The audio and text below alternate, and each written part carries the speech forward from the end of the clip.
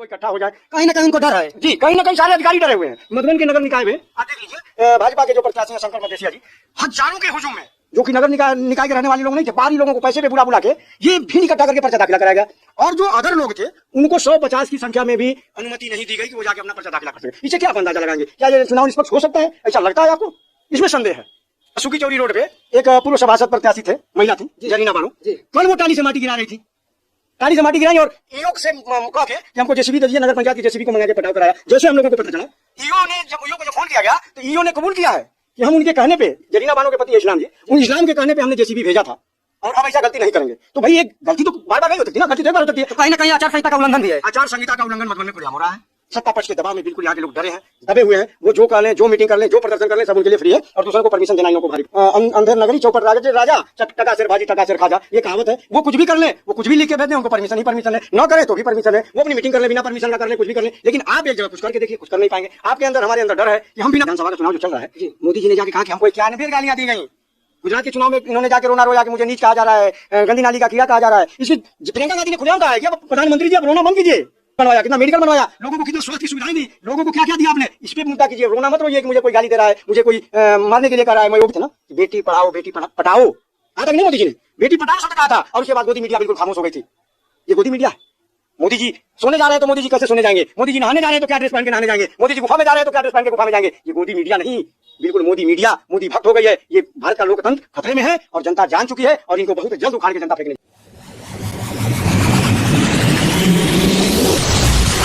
और आप देख रहे हैं सच वही जो बच न पाए न्यूज़ चैनल। मैं इस समय नगर पंचायत मधुबन में हूं और नगर पंचायत मधुबन में इस समय चुनाव का क्या माहौल है, जो नगर निकाय चुनाव हो रहा है। इसी बीच हम जानने का प्रयास करेंगे। हमारे बीच में कांग्रेस के जिला सचिव हैं शिवाजी कनौजिया जी, उनसे हम बात करेंगे कि इस बार नगर निकाय चुनाव में क्या माहौल चल रहा है। सबसे पहले तो आपके सभी दर्शकों को और इस चैनल को देखने वाले सभी लोगों को नमस्कार। मैं शिवाजी कनौजिया, जिला सचिव, जिला कांग्रेस कमेटी, जनपद मऊ जी। इस बार जो चुनावी मंजर है देखने को मिल रहा है जो नगर निकाय का, उसमें मधुबन की स्थिति क्या है?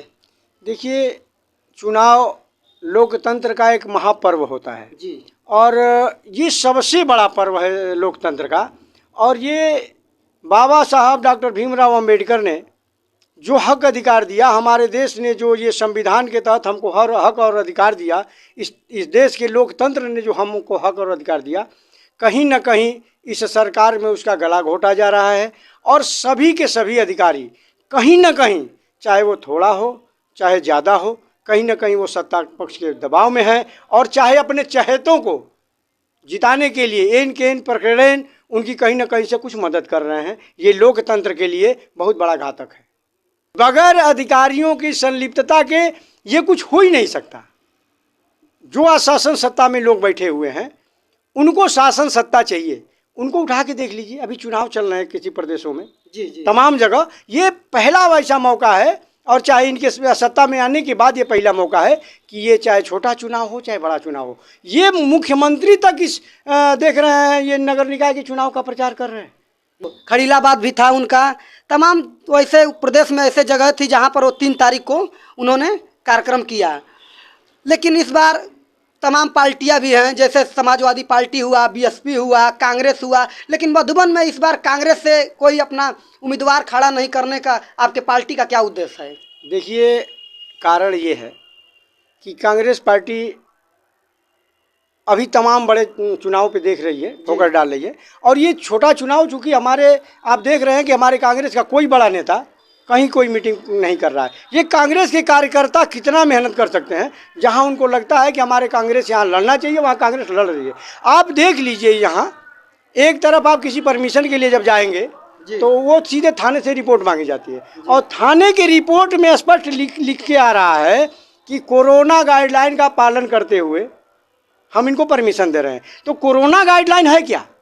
कहीं भी 10 लोगों को इकट्ठा होने की अनुमति नहीं है, वो तो है। लेकिन यहाँ मुख्यमंत्री आके हजारों की भीड़ में को संबोधित कर रहे हैं। ये कैसा कोरोना गाइडलाइन है? इनके सरकार में, इनकी नज़र में वो कोरोना गाइडलाइन क्या है? विपक्षियों को इकट्ठा न होने देना, शासन सत्ता के लोग जो है वो इकट्ठा हो जाए। कहीं ना कहीं उनको डर है। जी, कहीं ना कहीं सारे अधिकारी डरे हुए हैं। मधुबन के नगर निकाय में आप देख लीजिए, भाजपा के जो प्रत्याशी हैं शंकर मदेसिया जी, हजारों के हुजूम में, जो कि नगर निकाय के रहने वाले लोग नहीं थे, बाहरी लोगों को पैसे पे बुला बुला के ये भीड़ इकट्ठा करके पर्चा दाखिला कराया गया। और जो अदर लोग थे उनको 150 की संख्या में भी अनुमति नहीं दी गई कि वो जाके अपना पर्चा दाखिला कर सके। इससे क्या आप अंदाजा लगाएंगे? क्या ये चुनाव निष्पक्ष हो सकता है? ऐसा लगता है आपको? इसमें संदेह है। तो कहीं ना कहीं इस बार तो भारतीय जनता पार्टी एक प्रत्याशी भी अपना उतारी है शंकर मदेसिया के रूप में, और यहाँ बीएसपी से ब्रजेश जायसवाल भी हैं, और तमाम निर्दल भी प्रत्याशी हैं जो ओम प्रकाश की छड़ी लेकर यहाँ पर प्रमोद मोल भी आ चुके हैं। और देखा जाए तो वही राजभर बस्ती में राजभर से जयनाथ राजभर भी हैं जो इस मधुबन नगर निकाय चुनाव के हिस्सा बने हुए हैं इस बार। तो क्या इस बार क्या मंजर है कि इस बार चुनाव किसके हाथ में आ सकती है? कुछ तो उस पर बताइए। देखिए, मधुबन की जनता बहुत समझदार है, ये शहीदों की धरती है जी। मतदाता बिल्कुल खामोश है, और जितने प्रत्याशी हैं सबके अंदर कहीं ना कहीं बेचैनी की भाव है, और खास करके बीजेपी के लोगों के अंदर वो भाव है। देखिए, अभी प्रदेश के उनके संगठन के एक बड़े पदाधिकारी आके आज काकराडी में मीटिंग कर रहे हैं। अभी यहाँ कैबिनेट मंत्री तक 2-2, 3-3 बार दौड़ा कर चुके हैं। ये इनको दर्शाता है कि इनको अंदर से दहशत हो चुकी है। मतलब कहीं ना कहीं लोगों को, बीजेपी वालों को डर है कि कहीं ना हम हार मत जाएं, उसको लेकर जगह जगह जनसभा कर रहे हैं। जी जी, अब यहीं देख लीजिए, कल सुकी चौरी रोड पे एक पूर्व सभासद प्रत्याशी थे, महिला थी जरीना बानो जी। कल वो टाली से माटी गिरा रही थी, टाली से माटी गिराई और ईओ से कह के कि हमको जेसीबी दे दीजिए, नगर पंचायत की जेसीबी को मंगा के पटाव कराया। जैसे हम लोगों को पता चला, ईओ को जब फ़ोन किया गया तो ईओ ने कबूल किया है कि हम उनके कहने पे, जरीना बानो के पति है इस्लाम जी, उन इस्लाम के कहने पे हमने जेसीबी भेजा था और अब ऐसा गलती नहीं करेंगे। तो भाई एक गलती तो बार बार नहीं हो सकती ना, गलती तो एक बार हो सकती है। तो कहीं ना कहीं आचार संहिता का उल्लंघन भी है। आचार संहिता का उल्लंघन मधुबन में खुलेआम हो रहा है। सत्ता पक्ष के दबाव में बिल्कुल यहाँ के लोग डरे हैं, दबे हुए हैं। वो जो कर लें, जो मीटिंग कर लें, जो प्रदर्शन कर लें, सब उनके लिए फ्री है, और दूसरों को परमिशन देना इन लोगों को भारी पड़ रहा है। मतलब कि कोई अगर परमिशन लेना जा रहा है तो नहीं मिल रहा है उन लोगों को। मैं तमाम तरह के झूठ मूठ में कि ये नहीं है, वो नहीं है, इस तरीके के तमाम ये शगुफाएं बताई जा रही हैं। मतलब दूसरे पार्टियों के लिए वो कोरोना गाइडलाइन है, लेकिन जो इसमें सत्ता में है उसके लिए गाइडलाइन नहीं है। कोई गाइडलाइन नहीं है। मुझे अंधेर नगरी चौपट राजा टका शेर भाजी टका शेर खाजा, ये कहावत है। वो कुछ भी कर लें, वो कुछ भी लिख के भेज दें, उनको परमिशन ही परमिशन है, न करें तो भी परमिशन है। वो अपनी मीटिंग कर लें, बिना परमिशन का कर लें, कुछ भी कर लें। लेकिन आप एक जगह कुछ करके देखिए, कुछ कर नहीं पाएंगे। आपके अंदर, हमारे अंदर डर है कि हम बिना परमिशन का करेंगे नहीं। हम नियम का पालन करना चाहते हैं, और वो उस पालन के तहत भी वो लोग हमको दे नहीं रहे हैं परमिशन। ये सबसे बड़ी बात है। नहीं तो कहीं ना कहीं प्रधानमंत्री हर जनसभा में अपने बोलते रहते हैं कि हम सबका साथ सबका विकास। क्या सबका साथ सबका विकास है इसी तरह हो रहा है? देखिए, प्रियंका गांधी जी ने कहा है जी, विधानसभा का चुनाव जो चल रहा है जी, मोदी जी ने जाके कहा कि हमको 91 गालियां दी गई। गुजरात के चुनाव में इन्होंने जाके रोना रोया कि मुझे नीच कहा जा रहा है, गंदी नाली का कीड़ा कहा जा रहा है। इसकी प्रियंका गांधी ने खुलेआम कहा है कि अब प्रधानमंत्री जी, अब रोना बंद कीजिए। किसको क्या कहा गया, कांग्रेस के लोगों को इन्होंने कितनी गालियां दी हैं, अगर उसको उजागर किया जाए तो मोटी किताब छप जाएगी। तो प्रियंका गांधी ने कहा कि आप मुद्दे पे आइए, अब मुद्दा पे बात कीजिए कि आपने कितना विश्वविद्यालय बनवाया, कितना आईटी कॉलेज बनवाया, कितना इंजीनियरिंग कॉलेज बनवाया, कितना मेडिकल बनवाया, लोगों को कितना स्वास्थ्य की सुविधाएं दी, लोगों को क्या क्या दिया आपने, इस पर मुद्दा कीजिए। रोना मत रोइए कि मुझे कोई गाली दे रहा है, मुझे कोई मारने के लिए कह रहा है, मैं ओबीसी का हूँ तो मैं चाय बेचने वाला हूँ, ये सब मत कहिए। अब आप 10 साल 2 कार्यकाल पूरा करने जा रहे हैं, तो आप मुद्दा पे आइए। आप जनता के लिए क्या क्या किए हैं? 400 का सिलेंडर 1200 तक लेके चले गए, 40 से 60 रुपया डीजल पेट्रोल का दाम को आप 100 के करीब तक लेके चले गए। इस पे आइए ना, इस पे क्यों नहीं बीजेपी के लोग बात करते हैं? वो हिंदू मुस्लिम पे बात करेंगे, केवल लोगों को बरगलाने का काम करेंगे, तोड़ने का काम करेंगे, अपने विकास पे बात नहीं करेंगे। और विकास का मुद्दा जब आप उठा देंगे तो वो दूरों भाग जाएंगे। तो वो तो बोल रही है कि विकास हो रहा है। जो इस समय सत्ता में जो पार्टी है, भारतीय जनता पार्टी जो है, वो तो बोल रही है कि हम लोग विकास कर रहे हैं, रोजगार भी दे रहे हैं। कितना तक रोजगार मिला है लोगों को? आप सबसे बेहतर तो ये होगा कि जितने पढ़े लिखे नौजवान, चाहे इंजीनियरिंग किया हो, चाहे बीएड किया हो, चाहे बीटीसी किया हो, उनसे पूछिए ना, जो लोग फोर्स की तैयारी कर रहे हैं, कि सरकार ने आने वाले, जब से इस सत्ता में आए, कितना रोजगार दिया है। सारे लड़कों की उम्र मतलब निकली जा रही है।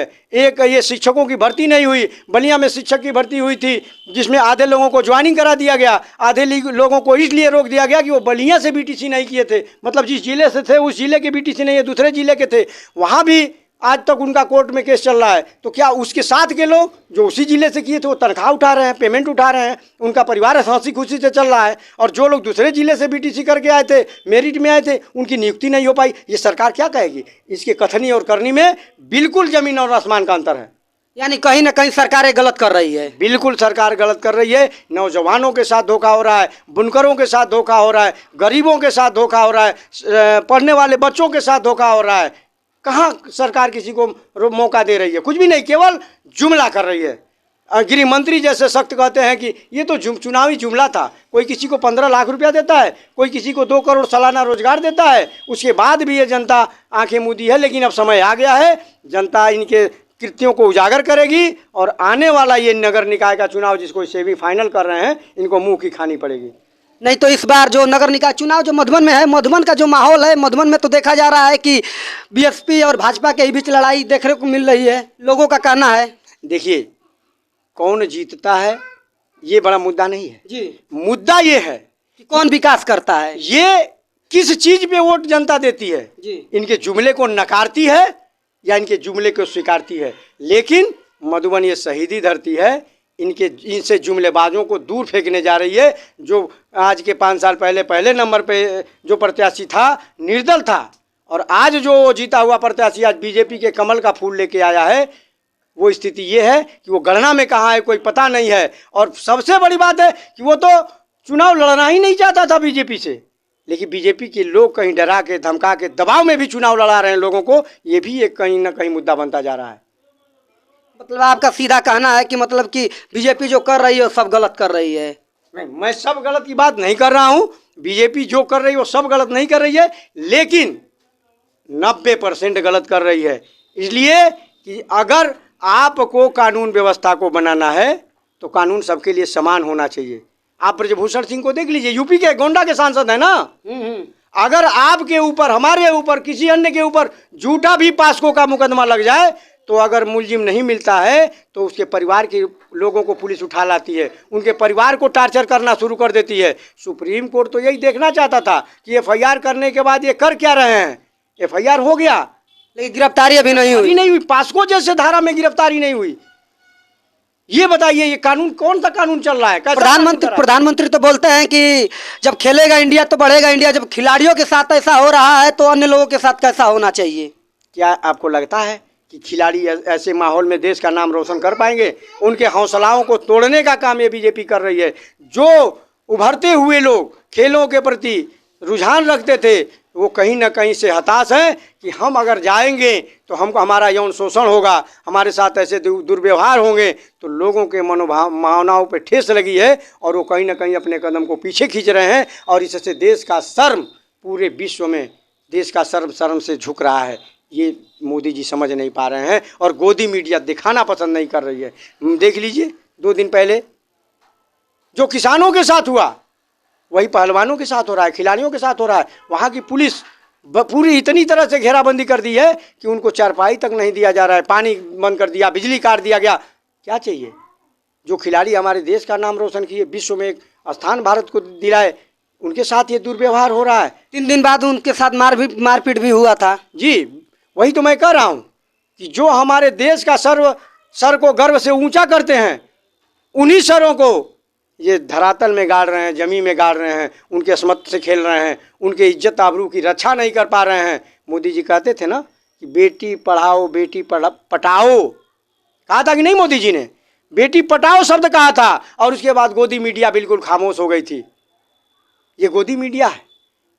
मोदी जी सोने जा रहे हैं तो मोदी जी कैसे सोने जाएंगे? मोदी जी नहाने जा रहे हैं तो क्या ड्रेस पहन के नहाने जाएंगे? मोदी जी गुफा में जा रहे हैं तो क्या ड्रेस पहन के गुफा में जाएंगे? ये गोदी मीडिया नहीं, बिल्कुल मोदी मीडिया मोदी भक्त हो गई है। ये भारत का लोकतंत्र खतरे में है और जनता जान चुकी है और इनको बहुत जल्द उखाड़ के जनता फेंकने जा रही है। हमारे साथ थे कांग्रेस के जिला सचिव शिवाजी कनौजिया।